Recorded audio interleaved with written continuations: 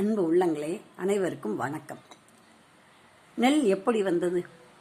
ஒரு சமயம் கைலாயத்தில் சிவபெருமான் தியானத்திலிருந்து விழித்திருந்த பொழுது பார்வதி தேவி விளையாட்டாக அவர் கண்களை மூடினார். 2 கண்களைத்தான் மூன்ற முடியும். 3வது கண்ணை திறந்தார் என்றால் உலகம் அழிந்து போகும். இந்த 2 கண்களை மூடிவிட்டால் இருட்டடைந்து போகும் உலகம். அவருக்கு கோபம் வந்து விட்டது. என்ன செய்கிறாய் உமா, என்ன செய்கிறாய் என்றார். அப்படியே பயந்து போனார். உன்னை போ, கண்களை மூடினாயே, உலகமே இருந்து விடும், நெற்றிக்கண்ணை திறந்தால் உலகம் அழிந்து விடும், என்ன செய்கிறாய் என்று சொல்லிவிட்டு போ, நீ இந்த பாதகம் செய்ததற்காக பூமியில் போய் பிறப்பாயாக என்று சொல்லுகிறார். சொன்ன உடனே இந்த அம்மா கெஞ்சுறாங்க, உமாதேவி கெஞ்சுறாங்க, என்னென்னமோ சொல்லி பார்க்குறாங்க. நான் சொன்னது தான், நீ போய் தென் தமிழ்நாட்டில் காஞ்சிபுரம்னு சொல்லி அங்கே ஒரே ஒரு மாமரம் இருக்குது ஒரு இடத்துல, ஏகாம் மரம். ஏக்னா ஹிந்தியில் 1, ஆம்னா மாமரம், மரம் ஏகாம் மரம். அந்த ஒரு மாமரத்துக்கடியில் போய் தவமிரு, அப்போ உன்னுடைய சாப விமோச்சனம் வரும்போது நான் வந்து கூட்டிகிட்டு வரேன்னு சொல்லிடுறாரு. அதே மாதிரி காஞ்சிபுரத்தில் உமாதேவி தவம் இருக்கிறாங்க. அப்படி தவம் இருக்கையில் தவம் முடிஞ்சிருது. அந்த தவம் இருக்கிறவங்க நம்ம ஊரில் தவம் இருக்கிறாங்கன்னு சொல்லி சில பேர் நல்லா ஹெல்ப் பண்ணுறாங்க. சில ஆண்களை இந்த அம்மாவுக்கு உதவி பண்ணுறாங்க. அப்படி உதவி பண்ணிக்கிட்டு இருக்கையில் ஒரு நாள் சாவு முடிஞ்ச உடனே அந்த சிவபெருமான் வராரு. வரும்போது சும்மா வரல, 2 நாளி நெல் கொண்டு வந்தார். 2 நாளின்னு சொன்னால் ஒரு படி. அந்த படியெல்லாம் இப்போ பார்த்துருக்காங்களோ என்னமோ தெரியாது. எங்கள் காலத்தில் ஒரு படி, அரைப்படி, கால்படி, அரைக்காப்படி, மானிப்படி, வீசம்படி, அரை வீசம்படின்னு தான் இருந்துச்சு. அதுக்கப்புறம் தான் லிட்டர் கணக்கு வந்தது, கிலோ கணக்கு வந்தது. 1954 மேலே வந்திருக்கும்னு நினைக்கிறேன்.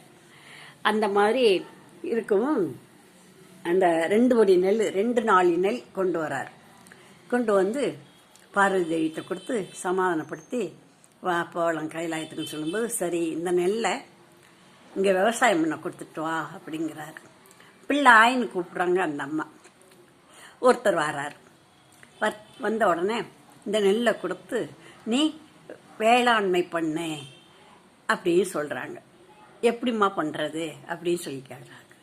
பூமியே வயல், கடலே ஏரி, வருணன் மேற்கால், வளராமன் கலப்பை தருவார், யமன் கெடா தந்தாரு, ஈசனுடைய நந்தி வாகனத்தையும் எடுத்துக்கோ.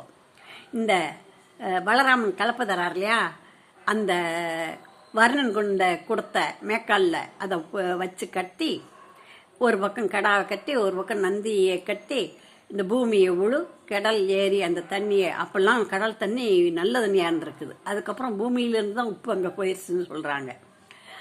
உழுது இந்த நெல்லை பயிரிடு அப்படின்னு சொல்கிறாரு. பயிரிடும்போது அப்போது அங்கிட்டு இன்னொரு ஆள், ஆஹா இந்த அம்மா இது என்னமோ கொடுத்துருக்காங்களே நம்ம போவோம்னு சொல்லி போகிறாரு.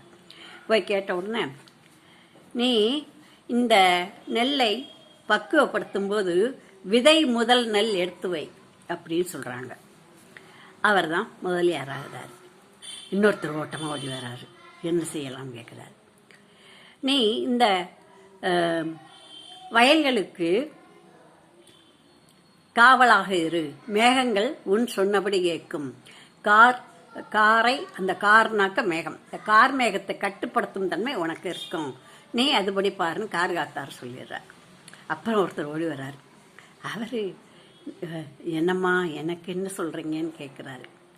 நீ கெட்டியாக எல்லாத்தையும் செட்டாக கணக்கு எழுதி வை அப்படின்னு சொல்கிறாங்க. நான் பார்க்க வரேன் ஒரு நாளைக்கு, எல்லாத்தையும் செட் பண்ணி கணக்கு வை, செட்டியார் அப்படின்னு சொல்லிடுறாங்க. அந்த நெல்லை கொண்டு வந்து இந்த வேளாண்மை என்பவர் வேளாளர், சைவ வேளாளர் தான், உழுது நெல் விதைச்சு அதுக்கப்புறம் அதை வருஷம் அதில் கொஞ்சம் எடுத்து வச்சு அதை விதைச்சு அதுக்கப்புறம் அது வித நெல்.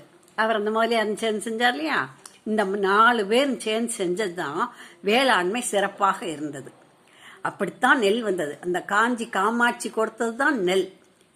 சிவபெருமான் காமாட்சியிட்ட கொடுத்து காமாட்சி அம்மன் மக்களை கூப்பிட்டு கொடுத்ததுனால அது சிறப்பாக வேளாண்மையாக நெல் வந்தது. அந்த நெல் தான் இப்பொழுதும் நாம் வாழையடி வாழைன்னு சொல்கிற மாதிரி விதம நெல் எடுத்து எடுத்து வச்சு வச்சு வச்சு போட்டு போட்டு எத்தனையோ விதமான நெல்லை கண்டுபிடிச்சி இப்போ நெல் உழுதுகிட்டு இருக்கோம். முந்தி 3 போகம் வரும்போது நெல் அரிசி எல்லாம் நல்லா இருந்தது. 3 போகம் கூட நல்லா இருந்தது, 2 போகம் நல்லா இருந்தது, 1 போகம் ரொம்ப சூப்பராக இருக்கும் அரிசி. ஆனால் இப்போ 4 போகம் 5 போகம் 6 போகம்னு பார்த்துட்டாங்களாம், வளர வைக்கிறாங்களாம். அதனால அரிசியில் சத்து இல்லாமல் மக்களும் சத்து இல்லாமல் இருக்கிறோம். அந்த சக்தியை வேண்டுவோம், அந்த சக்தியை கொடுக்க சொல்லி நெல்லே கொடுத்த அந்த தாய் மக்களுக்கு இன்னும் என்ன கொடுக்க மாட்டாள், அவளை வேண்டுவோம். நன்றி வணக்கம். நெல் இப்படித்தான் வந்தது. நன்றி வணக்கம்.